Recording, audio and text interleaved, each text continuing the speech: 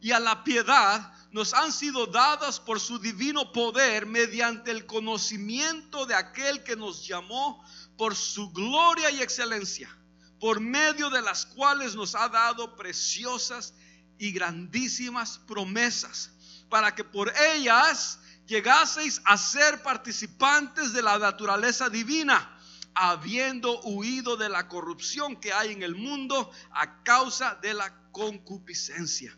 Padre, Señor, te damos gracias por tu palabra y te pedimos, mi Dios, que nos ayudes en esta mañana a poder compartirla de tal manera que se haga sentido y que puedas, Señor, mi Dios, edificar nuestras vidas y que podamos, Señor, salir de aquí agradecidos y exaltando tu nombre porque tú has hablado a nuestras vidas. En el nombre de Jesús, y todos decimos amén, amén, amén. Gloria a Dios. Puede tomar su asiento.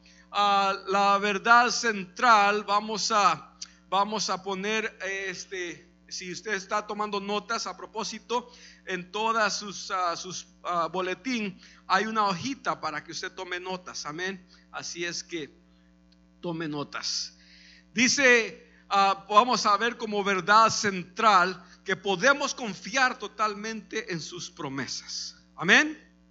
Podemos confiar totalmente en las promesas de Dios, porque como dijimos, Él no miente, Él es fiel, Él es poderoso para cumplir su palabra. Y vamos a considerar un poco la vida de Pablo ante la corte. Amén. Pablo fue un hombre, un siervo de Dios, que él predicó el evangelio sin detenerse, sin quedarse con nada. Él lo hizo atrevidamente. Amén. Y entonces nosotros tenemos que preguntarnos qué es lo que motivaba a Pablo a mantenerse firme en su fe. ¿Qué es lo que le daba fuerzas aun cuando su propia vida era amenazada? ¿Cómo se defendería ante las cortes y especialmente ante un rey, tal rey llamado Agripas? Agripa, cuando sus acusadores se valdrían de mentiras. Pablo dice, después de una cierta breve introducción, si usted lee los capítulos 24 al 27 del libro de los Hechos, usted va a ver cómo Pablo es llevado a la corte porque es acusado falsamente. Ellos lo que querían, los judíos en realidad lo que querían era matarle. Pero por la gracia de Dios, Dios guarda a Pablo y Pablo es llevado a la corte donde él apela a su caso y él tiene que compadecer ante Félix. Félix era en aquel tiempo el gobernador de Cesarea. Él era el gobernador ahí que había sido puesto ahí por el César, por Roma, porque Agripa II, quien era el rey, estaba muy joven, era un muchacho todavía, donde el César dijo: no creo que vas a poder juzgar bien todavía, así es que vamos a poner un gobernador allí para que te ayude en las cuestiones de justicia. Y él había puesto ahí a Félix. Y Félix vemos que cuando lo quieren matar a Pablo, él es protegido y él es llevado a la corte y allí él padece, va a ir ante Félix. Y Félix se imagina, este hombre está un poco intrigado por qué es que acusan a este hombre llamado Pablo.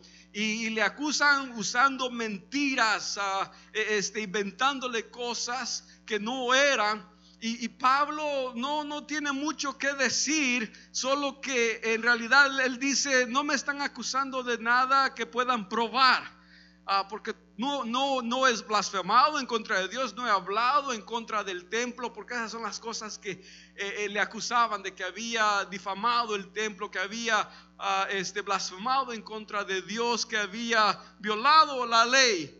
Y Pablo dice: de ninguna de estas cosas pueden probarme. Y así es que ahí está Félix buscando entender, le escucha a Pablo, pero él todavía no puede ver de qué es en sí lo que le acusan. A Félix, finalmente 2 años después es reemplazado por otro gobernador que se llamaba Porcio Festo. Y ahora Félix quería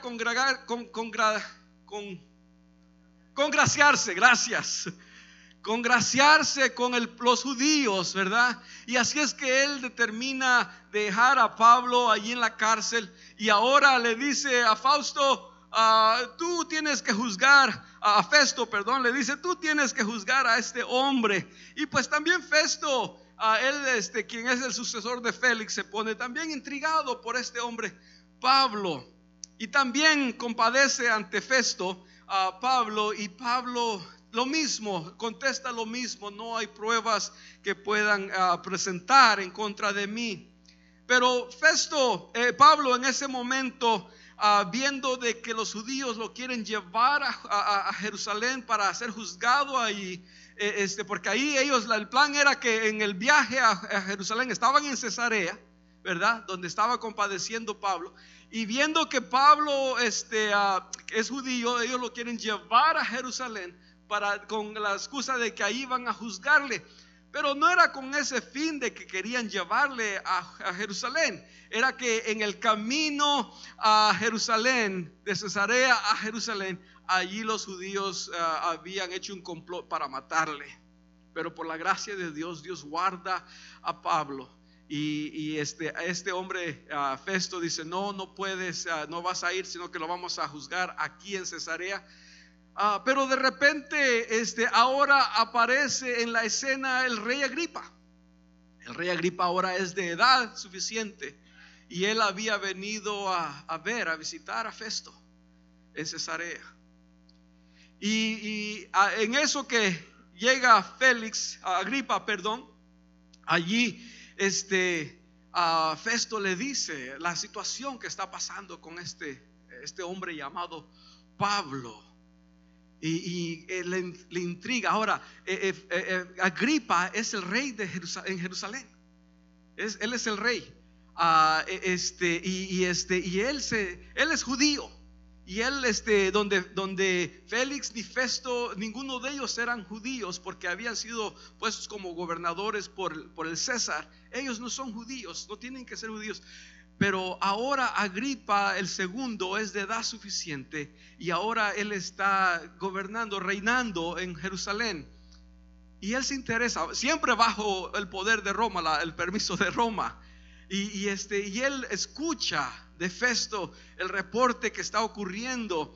Y Festo le dice: mira, tenemos este caso interesante donde los judíos quieren matar a Pablo, pero las acusaciones que hacen contra él no he visto ninguna prueba.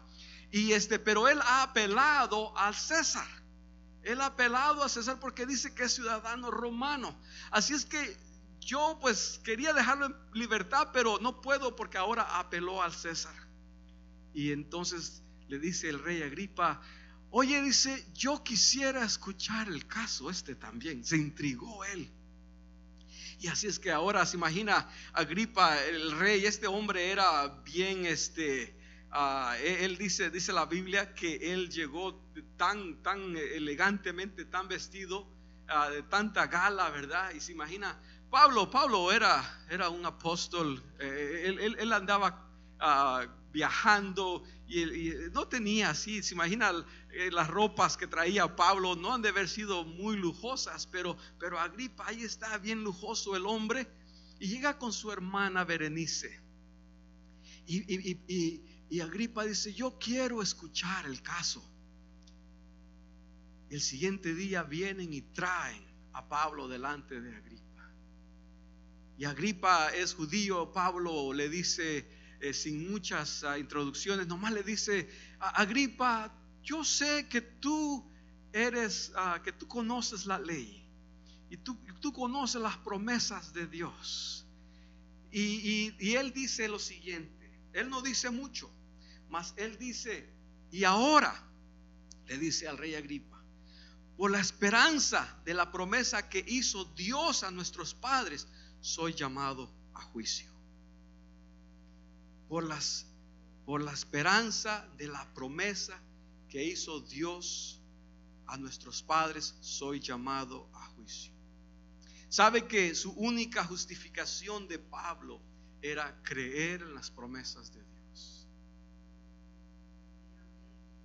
Su única justificación, lo único en lo que él podía descansar y esperar, era en las promesas de Dios.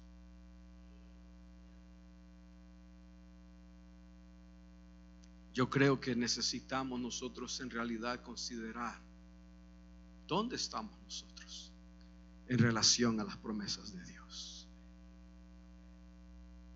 ¿Le ha creído usted a Dios? ¿Ha creído usted en las promesas de Dios?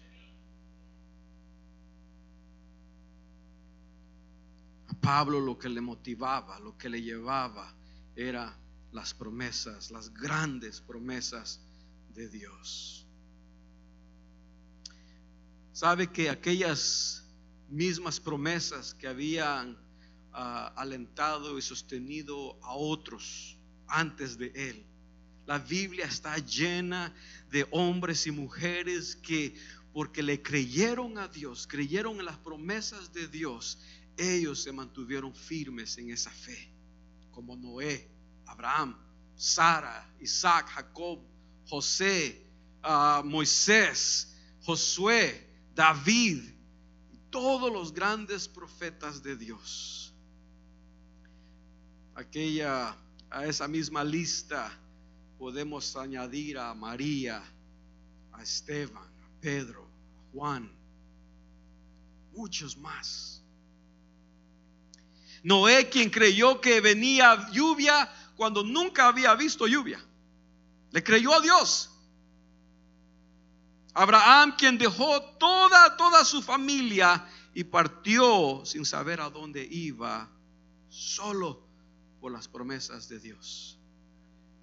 Josué estuvo dispuesto a dirigir a todo el pueblo de Israel a un territorio hostil, porque Dios había prometido que se los entregaría. David peleó contra un gigante. Pedro se volvió a levantar arrepentido después de haber negado a Jesús por las promesas de Dios. Y Pablo encontró una gracia por la cual estaría dispuesto a dar su vida. Todo porque creyeron en las promesas de Dios. Hay muchos más otros que pudiéramos seguir mencionando, pero todos ellos vivieron confiados en las promesas de Dios. El capítulo 11 de Hebreos, a propósito, tiene una lista larga de héroes, de tantos héroes de la fe. Todos creyeron en las promesas de Dios. ¿Qué tal usted?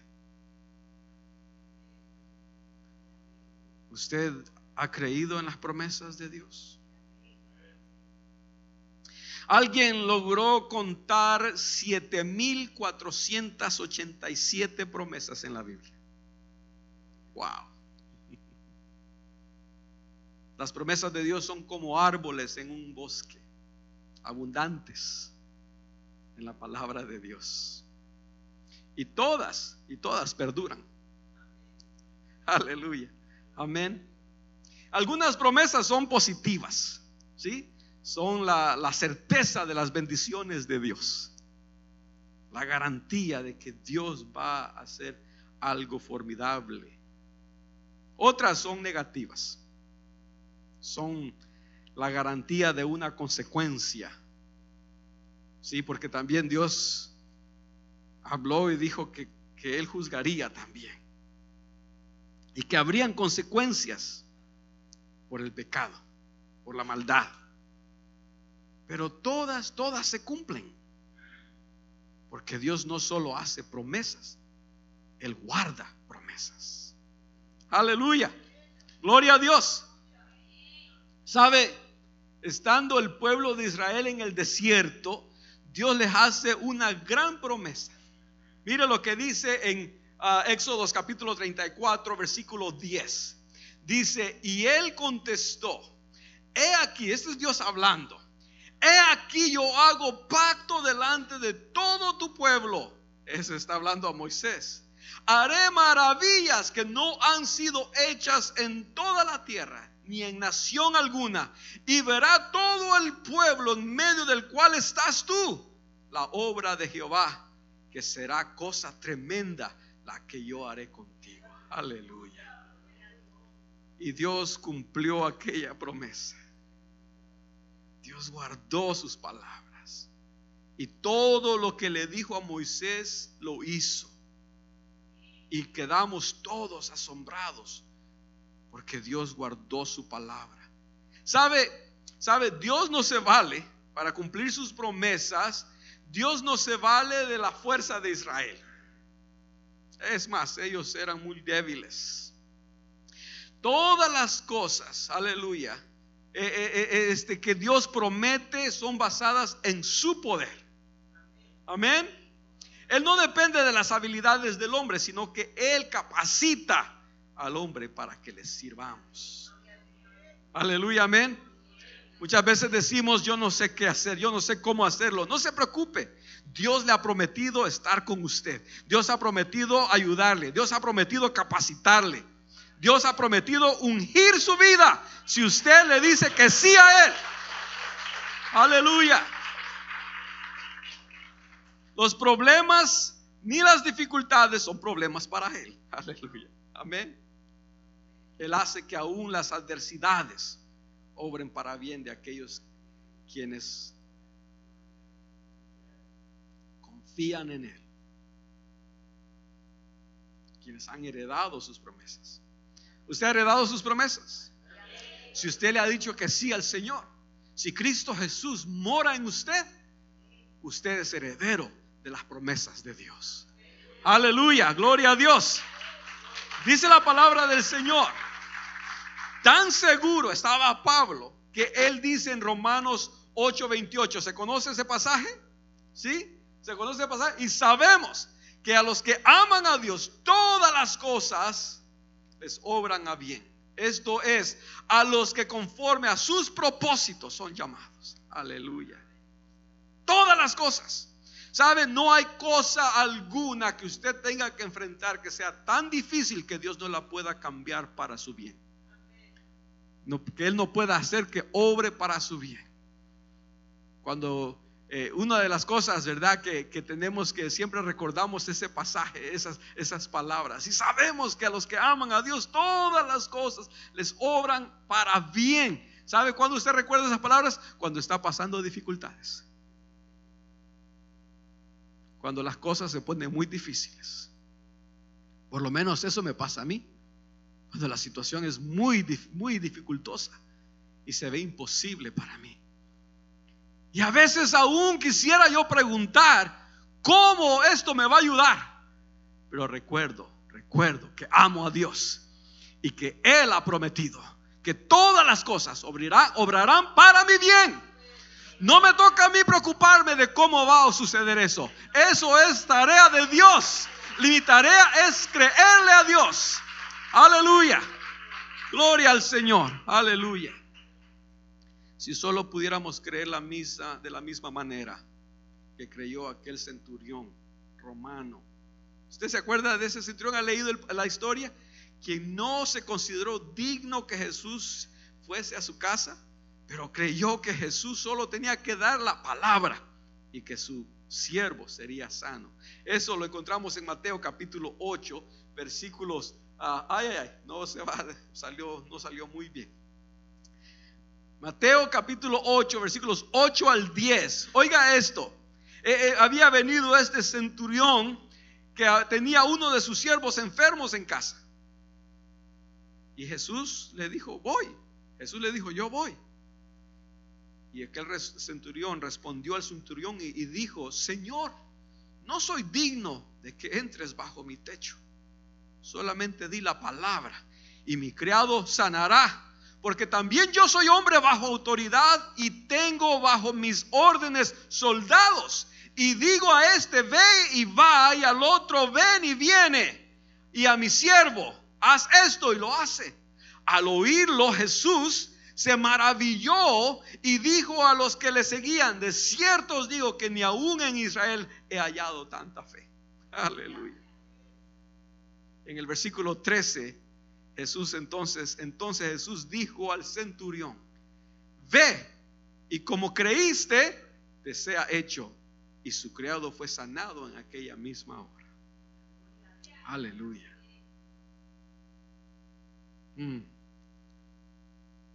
¿Sabe que Jesús celebra a aquel centurión que creyó que él cumpliría su palabra?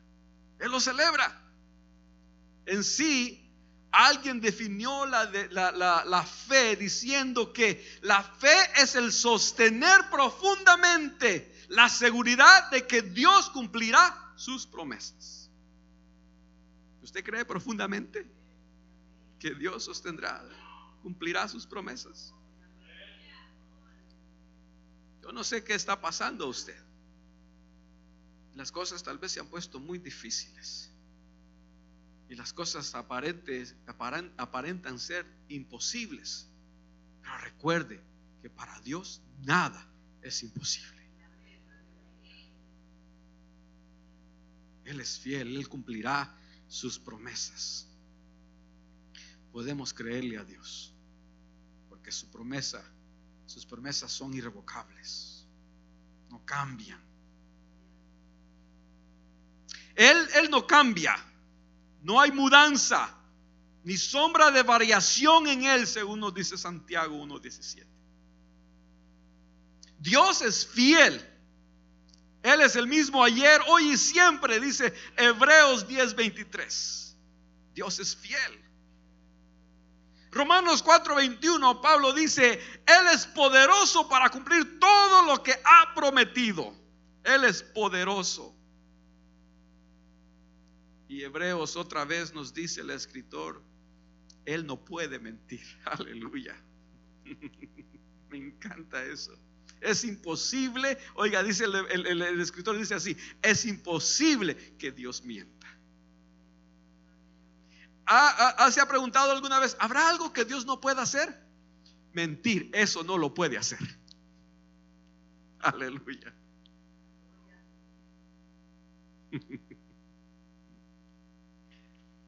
Pedro nos dice que Dios nos ha dado preciosas y grandísimas promesas.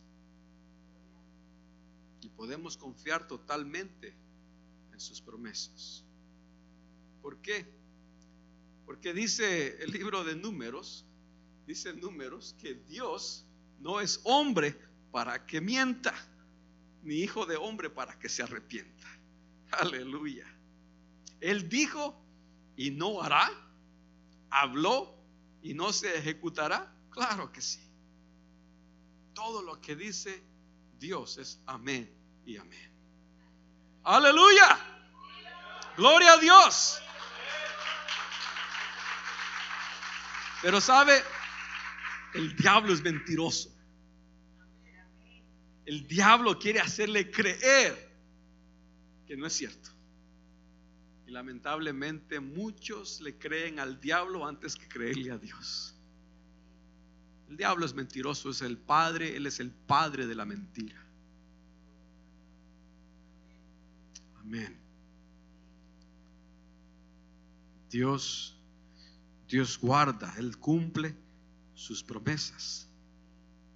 ¿Sabe que recuerdo una ocasión, antes de ser cristiano, jugando en una alberca? Estábamos todos, usted sabe cómo uno se pone, especialmente cuando está joven, uno hace alboroto y todo, ¿verdad? Y estábamos todos jugando y ahí luchando, todos estábamos luchando, y de repente yo estaba de esta manera y de repente alguien cayó sobre mi pie, se sentó, cayó sentado de tal manera que dobló mi pie de esta manera, y eso me dio un dolor terrible. ¿Sabe que en ese tiempo no era cristiano? Pasé meses con ese dolor, que a todo el tiempo, especialmente en el tiempo de frío, caminaba ranqueando. porque no soportaba el dolor. Eso ocurrió en el 86. En el 97, como en octubre, por ahí, me hice cristiano. Una ocasión estaba trabajando y se me estaba haciendo difícil hacer mi trabajo porque mi pie me estaba molestando, me estaba doliendo. Y de repente, como con lo poco que yo sabía, yo me puse a orar ahí. Me hice un tiempo y le dije: Señor, tu palabra dice que tú eres mi sanador, que tú sanas todas mis dolencias. Y Señor, yo creo, te pido y yo creo que tú puedes sanar mi pie. En ese momento, en cuestión de segundos después, me paré sobre mi pie y sentí, ya no me dolía. Ya estaba sano mi pie. Y yo dije: wow, gloria a Dios. Señor sana, de veras que el Señor sana. Y le agradecí a Dios. A las semanas, unas semanas después, de repente estaba yo otra vez trabajando y mi pie me comenzó a molestar. Pero yo dije: pero Señor, si tú sanaste mi pie, ¿por qué me está doliendo otra vez? Y como que el Espíritu Santo me dijo: es que el diablo es mentiroso. Él te quiere hacer creer que tu pie todavía te duele cuando yo ya te sané. Aleluya. Yo dije: el Señor reprenda al diablo.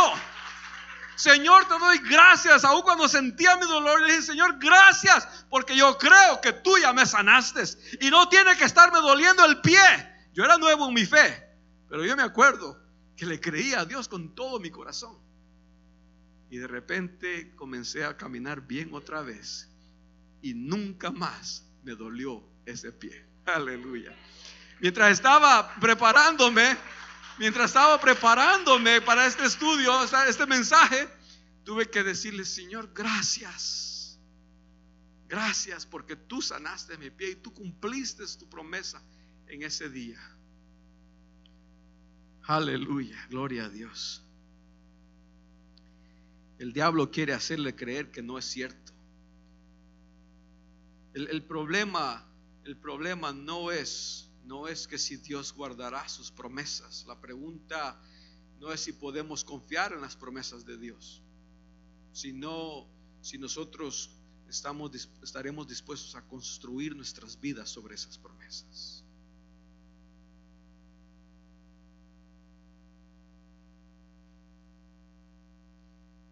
Si nosotros podremos vencer el temor y todos los obstáculos que la vida nos presenta y agarrarnos de sus promesas. Si podremos creerle a Dios a pesar de las oposiciones. Si estaremos dispuestos a poner toda nuestra esperanza en Él, aun cuando las circunstancias no parezcan favorables.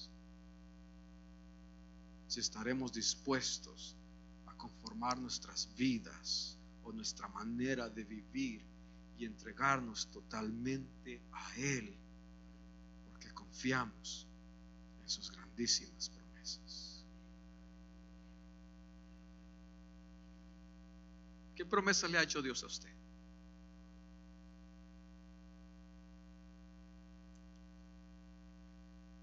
A veces yo creo que cada uno de nosotros que hemos confiado en Dios, que hemos dado nuestras vidas a Dios, Él nos ha hecho promesas personales, individuales. Y a veces decimos: Señor, ¿por qué no se han cumplido? No es porque Dios no pueda o no quiera. No es porque Dios ha cambiado de parecer. Porque Él no es hombre para que mienta, ni hijo de hombre para que se arrepienta, como dijimos. Él no ha cambiado de parecer, pero nuestra manera de vivir puede ser obstáculo a las promesas de Dios. Nuestras conductas, nuestras actitudes pueden detener las promesas de Dios. ¿Qué promesas le ha hecho Dios a usted? ¿Cree que las va a cumplir? ¿Sabe? Es como que alguien, mire, es como que alguien le ha escrito un cheque de una alta suma. Pero si usted no cree que hay fondo en ese cheque, en ese banco, en esa cuenta, usted no va a ir al banco y no va a cambiar el cheque. Pero si usted cree a la persona que le dio el cheque, usted va a ir al banco y usted va a depositar el cheque en su cuenta, porque confía que hay dinero en esa cuenta. Dios le ha escrito un cheque de una alta suma. No estoy hablando de dinero necesariamente, pero Él ha prometido restaurar su hogar. Él ha prometido restaurar su vida. Él ha prometido darle un nuevo comienzo, una nueva vida. Él le ha prometido, si usted es casado, restaurar su matrimonio. Él le ha prometido que usted le crea a Él. Él cambiará las circunstancias. Él le ha prometido restaurarle y darle una nueva vida.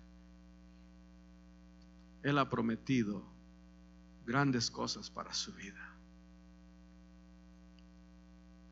Tal vez sus hijos no están caminando con Dios y usted le está pidiendo a Dios, y tal vez Dios ya le dijo: sí, yo voy a cambiar a tu hijo, yo voy a cambiar a tu hija.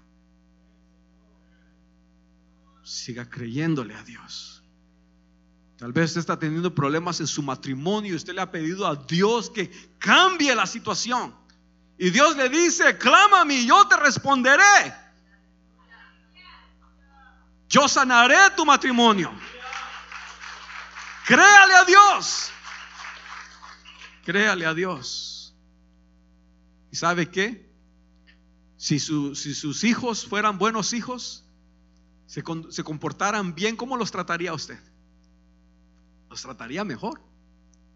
Si su pareja, si su esposo o su esposa que es rebelde, que no quiere caminar con Dios, y usted ha estado orando por él o por ella, y Dios le ha dicho que Él va a cambiar su esposo o su esposa, y si las cosas fueran mejor, usted lo trataría mejor, entonces comience a tratarles como lo que Dios va a hacer. Comience a hablarles conforme a lo que Dios le ha prometido. Comience a tratarles conforme a lo que usted ve que Dios va a hacer. ¿Cómo usted ve su matrimonio, su relación? ¿Cómo usted ve a sus hijos? Comience a tratarlos de esa manera, porque Dios está obrando. Porque Él ha dicho: yo estaré con vosotros todos los días. Pedro nos dice, volviendo a perdón, ¿qué hice? No sé qué hice. Ahí está. Como todas las cosas, volviendo a segunda de Pedro 1, 3 al 4, como todas las cosas que pertenecen a la vida y a la piedad nos han sido dadas por su divino poder, mediante el conocimiento de aquel que nos llamó por su gloria y excelencia, por medio de las cuales nos ha dado preciosas y grandísimas promesas, para que por ellas llegáis a ser participantes de la naturaleza divina, habiendo huido de la corrupción que hay en el mundo a causa de la concupiscencia. Son las promesas de Dios las que me motivan a consagrarme para Dios, a santificar mi vida para Él, a vivir como aquel que le ha creído a Dios. ¿Cómo está viviendo su vida? ¿Usted vive su vida como aquel o aquella que le ha creído a Dios? ¿O su conducta muestra que usted duda? Esta semana que comenzamos los grupos pequeños, comenzamos a hablar acerca de cómo Abraham le creyó a Dios. Y cómo su fe le hace conducirse de una manera generosa y piadosa, porque le cree a Dios. Usted y yo necesitamos considerar si en verdad le hemos creído a Dios y si estaremos dispuestos a conducirnos como aquellos que le han creído a Él, porque Él hará, porque Él prometió y lo cumplirá. Entonces seamos esa gente que escoge creerle a Dios. Yo le voy a pedir que se ponga de pie.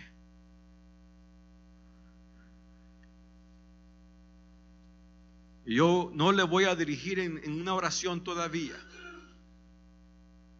pero si Dios está hablando a su vida, si Dios está trayendo convicción a su vida, yo quiero invitarle a que usted de su corazón le diga a Dios cómo usted va a responder a sus promesas. ¿Cómo va usted a responder a las promesas de Dios? ¿Le creerá a Él o dudará? Créale a Dios. Créale a Dios. Dígale al Señor, levante sus manos al Señor, levante sus ojos al cielo y dígale: Señor, yo escojo creer en ti. Yo escojo creer a tus promesas. Yo escojo rendirme a ti totalmente, confiar en ti totalmente, entregarme a ti totalmente, porque he creído a tus grandísimas y preciosas promesas. Así como aquellos hombres y mujeres de Dios que escogieron creerte y vivieron conforme a su fe. Ayúdanos, Padre. Ayúdanos, Señor. Como decían los mismos discípulos, ayuda a nuestra incredulidad. Ayúdanos a creer. Ayúdanos a creer. En el nombre de Jesús. Amén. Amén. Amén.